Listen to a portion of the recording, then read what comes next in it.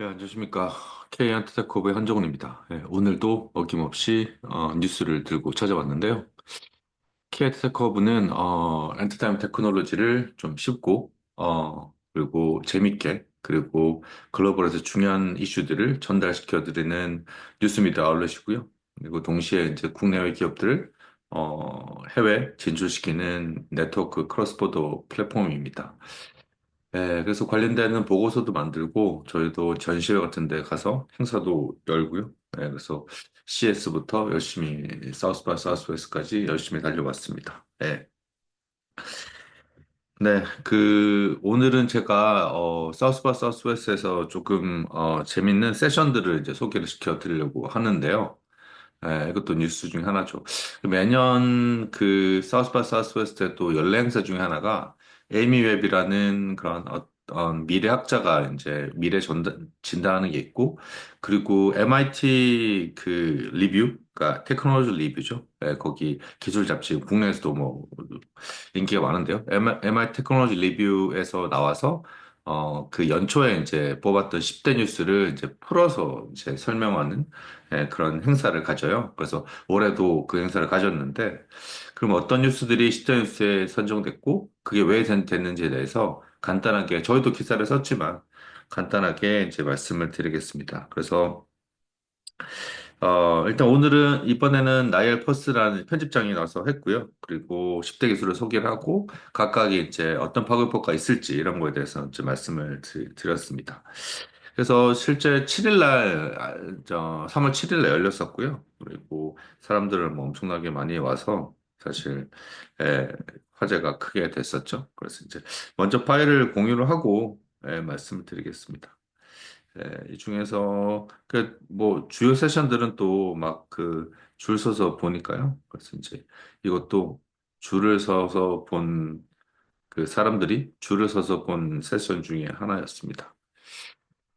네, 제가 PT를 간단하게 만들었는데요. PT를 공유를 하면서 저희 컴퓨터 버벅거려가지고 늘 이렇게 헤매고 있습니다.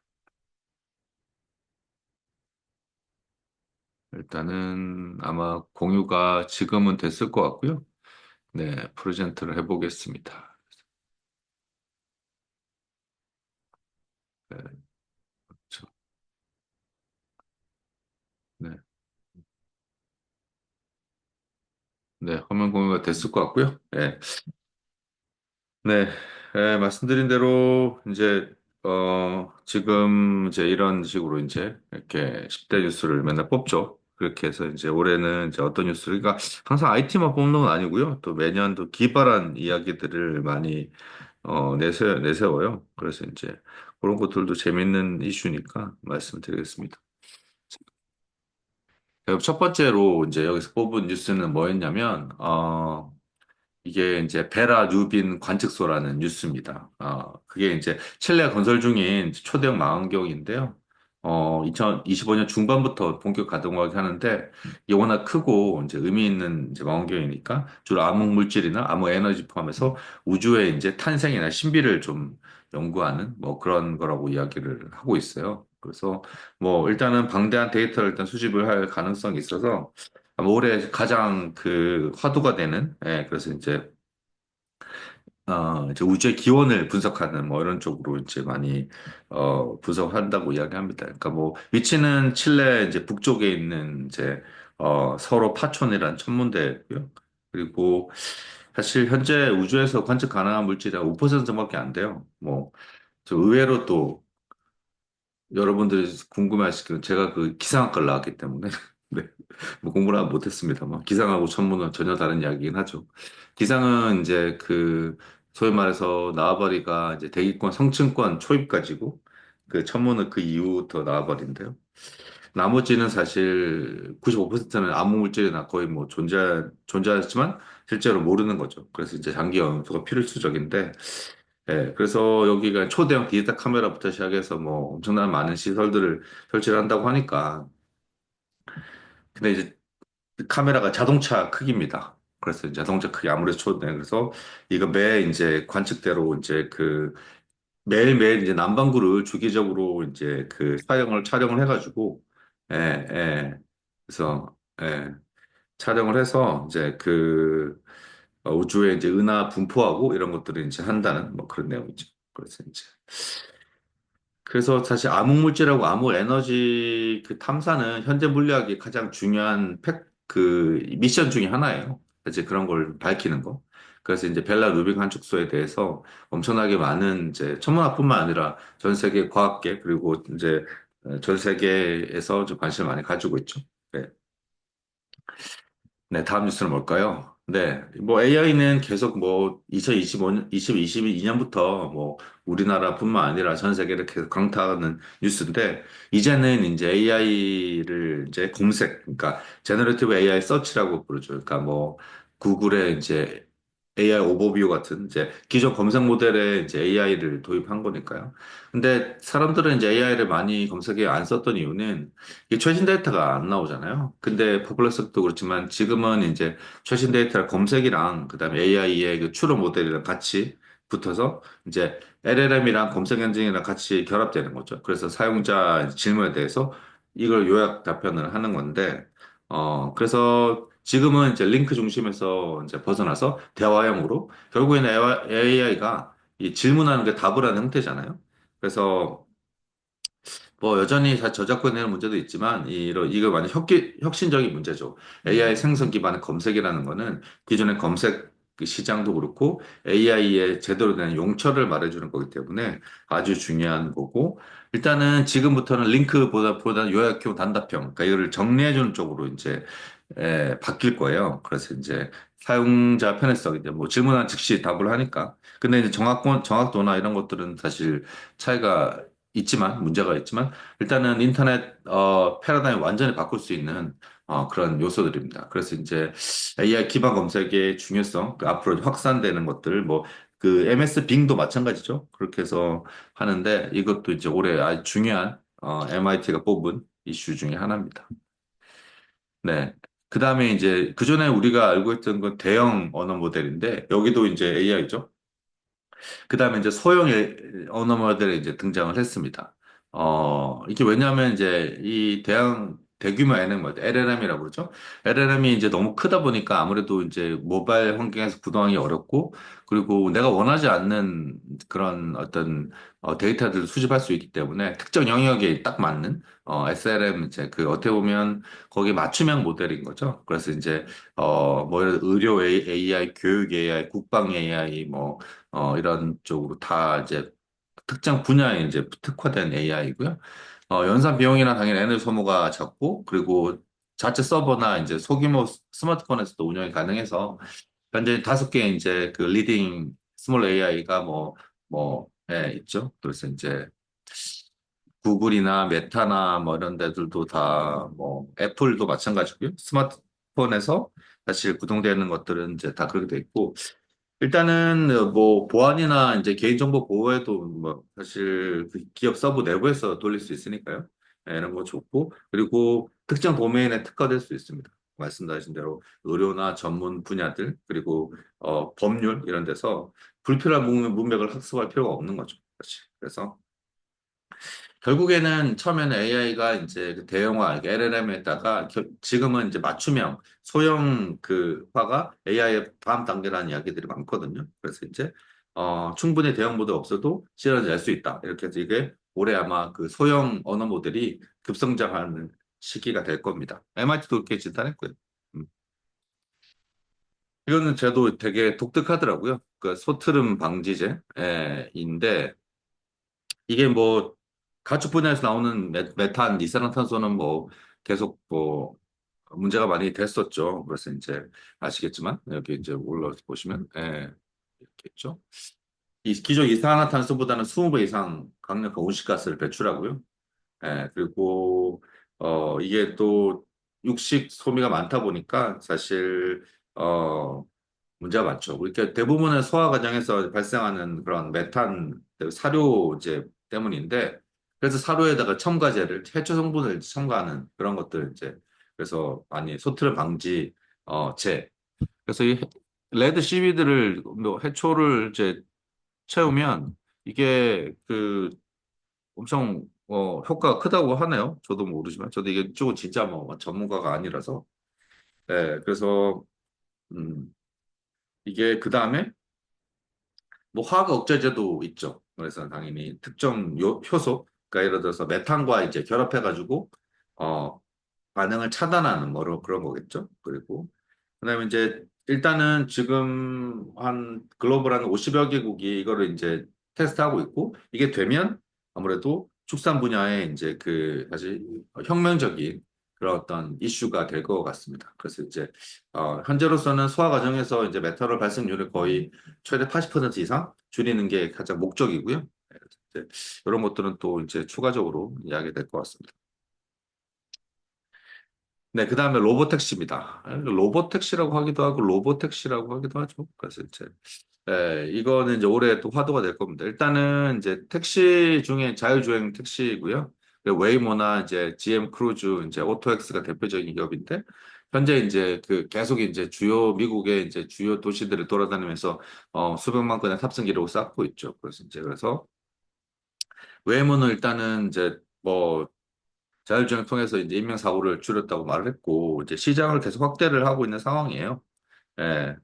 그러니까 미국은 지금 샌프란시스코하고 이제 피닉스 잡고 그리고 사우스파 사우스웨이 시대 때도 오스틴에서 서비스했었거든요. 그래서 이제 저는 못 타봤지만 오스틴에서 서비스했었기 때문에 점차적으로는 아마 미국에서 이제 중소도시에서도 확대를 하면서 이런 서비스 성수도나 아니면은 이제 그 제품 완성도나 이런 것들은 이제 많이 하고 있죠.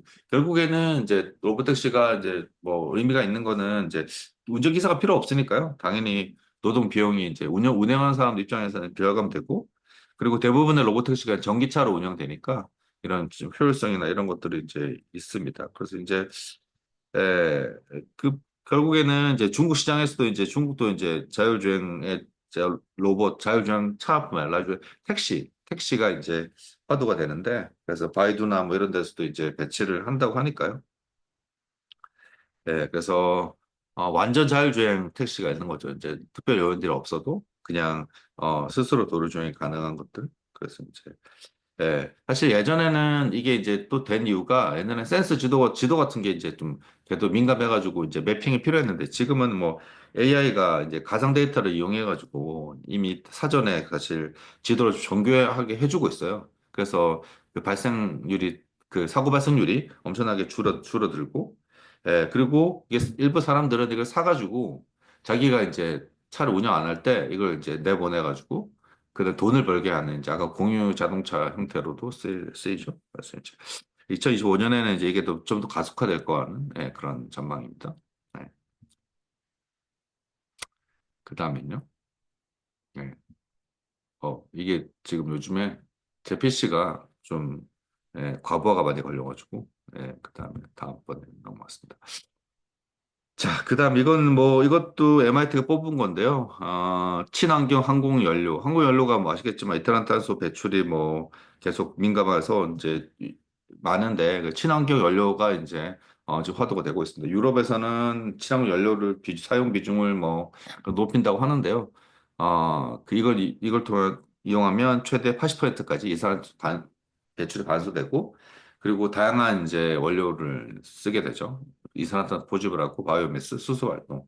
그래서 2025년부터는 EU에서는 대체연료 사용을 의무화한다고 하니까요. 그래서 이제 그 글로벌 이제 대형 그 항공사들도 아마 이걸 사용할 수 있을 것 같고 이게 영어로 표현하면 Sustainable Aviation Fuel이라고 합니다. 그래서 이거 이제 부상이 될 것 같고 항공사업이 제일 중요한 게 이산화탄소 감축이거든요. 그래서 이제 매년 전 세계 항공기에서 엄청난 이산화탄소가 그 이제 분배되는데, 그러니까 이거야 핵심 기술은 이거예요. 합성 연료 쓰는 거 이제 포집된 이제 이산화탄소를 이제 그린 수소 같은 걸로 결합해서 이제 새롭게 만들고, 그리고 이걸 또 좀 물로 푸냐고 또 바이오 연료들. 그래서 지금은 이제 기존 이제 그 화석 연료랑 좀 섞어 쓰다가 나중에는 100% 친환경 항공 연료로 바꾸는 게 목적입니다. 그래서 EU가 가장 앞서가고 있고요. 아무래도 EU가 환경에 또 더 신경 많이 쓰니까요. 그리고 이제 또 로봇 중에 아까 로봇 택시 나왔지만 지금 또 가장 인기가 있는 거는 유행하는 거는 스스로 학습하는 로봇이에요. 사실 기존에 있는 로봇들은 아시겠지만 이것도 AI 등장하기 때문에 가능한 거죠. 새로운 AI 기법을 이용해서 하는 건데 기존의 로봇들은 이제 특정 작업에만 이제 좀 학습을 해서 한 가지만 이제 특화됐다면 이제는 이제 뭐 예를 들어서 몇 번 이제 그 예전 지금 이제 사우스 바이 사우스웨스트 그 애니트로닉스 그 로봇들 드로이드 로봇들 그렇잖아요. 앞에 로봇들을 이제 보고 이거를 이제 학습한 다음에 새로운 거를 이제 이렇게 하게 되는 그래서 이제 뭐 이렇게 되면 이제 두 가지 이상 이제 진짜 할 수 있죠. 그래서 이게 리얼퍼슨은 이렇게 이야기했습니다. 그래서 뭐 로봇 주방에서 그 치우고 폐기물 분리하고 그리고 이게 낯선 환경에서 빠르게 적응할 수 있는 이런 어떤 센서 지도 학습 이런 거. 아까 그 자율주행 차량도 비슷한 상황이죠. 그래서 이제 뭐 물건을 분리한다든지 아니면은 특정 시점에 이제 음식을 할 때 이제 햄버거를 뒤집는다든지 뭐 이런 쪽. 그래서 완전하게 새로운 영역에서 이렇게 충돌 회피나 뭐 그런 쪽도 진행하니까 이게 자율주행에서 쓰이는 것들이 실제 이제 주방이나 이런 환경에서 쓰일 수 있다는 거고요. 네, 그래서 이것도 올해 이제 가사 돌봄이나 뭐 물류 배송들 뭐 이런 것들도 쓰이려고 하니까 한번 좀 유심히 봐주시면 좋을 것 같고. 그리고 여기는 이제 그 HIV, 그러니까 에이즈라고 그러죠. 장기 지속경. 지금은 이제 HIV 약을 거의 매일마다 복용해야 되는 예방약인데요.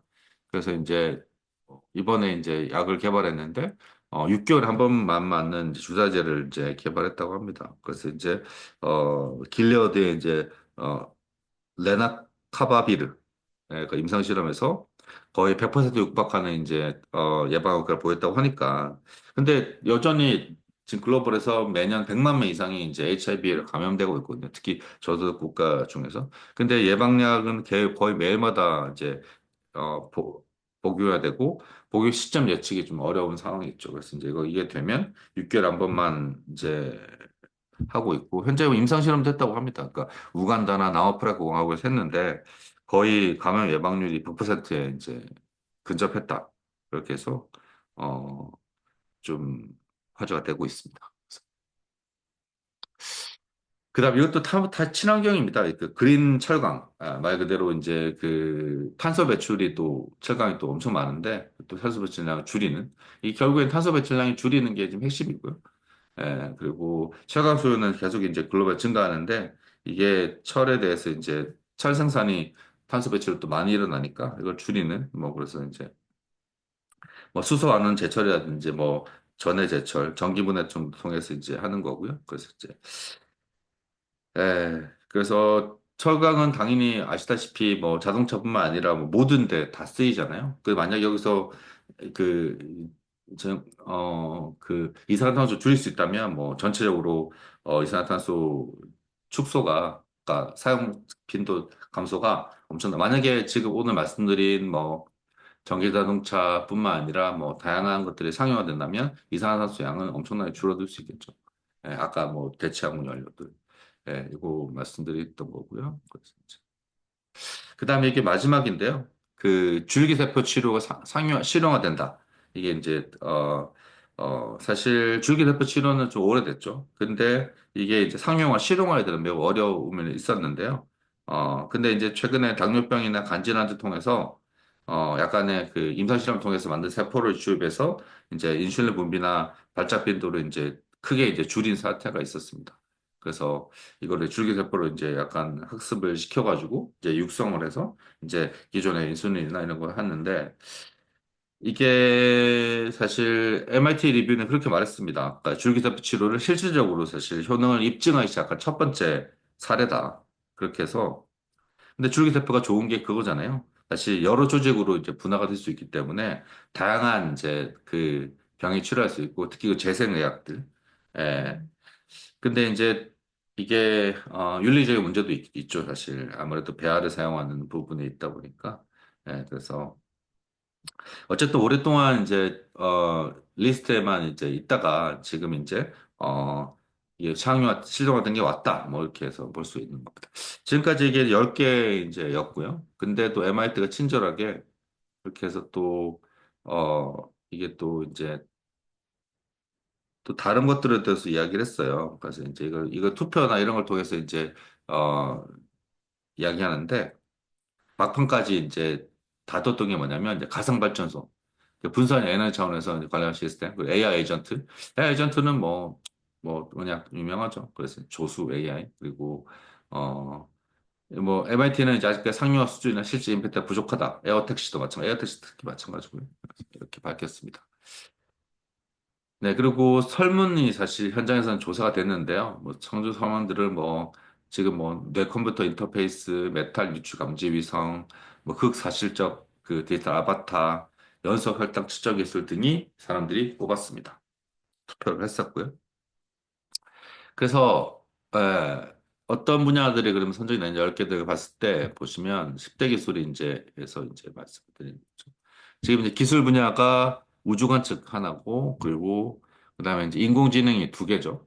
AI 이제 그리고 그다음에 환경 에너지가 세 개. 결국 에너지가 제일 중요하고 탄소 중립. 그러니까 결국에는 AI로 에너지라고 보시면 될 것 같고. 그리고 그다음 로봇 주행. 이것도 사실 AI의 크게 범주에 벗어나지 않죠. 의료생명학. 예, 이것도 뭐 제일 중요한 카테고리 중에 하나고요. 네, 일단은 결국에는 이제 사람들은 이제 제일 중요한 게 20대 기술을 이제 MIT는 이렇게 말했습니다. 이게 현재 뭐 예측이지만 자기 뽑은 이유는 임팩트 이렇게 이 기술들이 어, 이 기술들이 실제 이제 시장 환경에 어떠한 임팩트를 줄 수 있느냐 이런 거를 이제 통해서 뽑았고 그리고 이걸 통해서 미래 이제 신호 예측을 어느 정도 할 수 있을 거냐 이렇게 했다고 하거든요. 네, 그래서 뭐 이거에 대해 재미는 아니지만 이 분야에서 또 각 분야의 또 시장성 그리고 각 분야의 또 전문성들이 이제 발전을 해 나가니까 이것도 이제 우리나라 산업도에도 연관이 크게 크니까요. 예, 이런 것들도 좀 유심히 보시면 좋을 것 같고 이제 저희가 이제 K 엔터테크 허브도 이 엔터테크 중심으로 한 새로운 비즈니스들, 새로운 뉴스들을 많이 방송하니까요. 그래서 저희도 좀 많이 봐주시면 좋을 것 같습니다. 네, 그리고 이, 이 유튜브 구독자 확대가 절실합니다. 꼭, 저희가 이제 김남훈 대표님, 그리고 이제 뭐 이수연 기자, 윤영탁 기자, 이렇게 해서 다 열심히 이제 영상을 찍고 저 같이 하고 있는데, 이 같은 팀들을 위해서도 좀 많이 힘을 실어주시면 감사하겠습니다. 네, 지금까지 K엔터테크업의 한정훈이었고요. 네, 또 뵙겠습니다. 감사합니다.